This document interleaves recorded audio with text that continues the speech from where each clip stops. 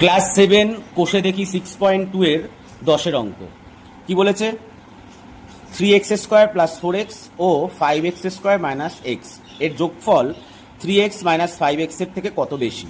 তার মানে প্রথমে এটা ও এটা এর যোগফল, তাহলে এই দুটোকে প্রথমে যোগ করি।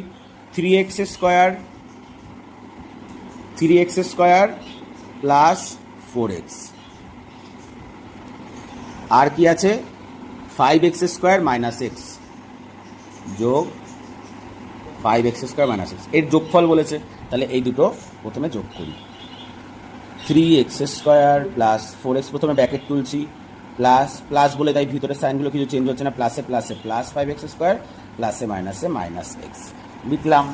লেখার পরে একই রাশিগুলোকে পাশাপাশি লিখছি। 3x² + 5x² + 4x - x, তাহলে 3x² + 5x² কত হয় 5 আর 3 8, 8x² + 4x - x কত হয় +4x - x হয় হচ্ছে +3x, প্লাসে মাইনাসে মাইনাস করলাম।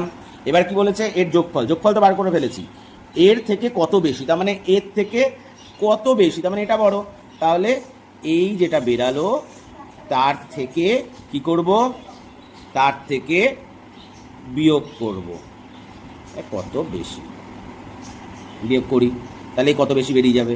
এবার আবার ব্র্যাকেট তুলব, 8x² + 3x - 3x - মাইনাসে মাইনাসে প্লাস 5x², তাহলে +3x - 3x কেটে গেল, 8x² + 5x², 8 আর 5 13x², তাহলে এর থেকে কত বেশি, এর থেকে 13x² বেশি। এই হচ্ছে কোষে দেখি 6.2 ক্লাস 7 এর 10 অঙ্ক।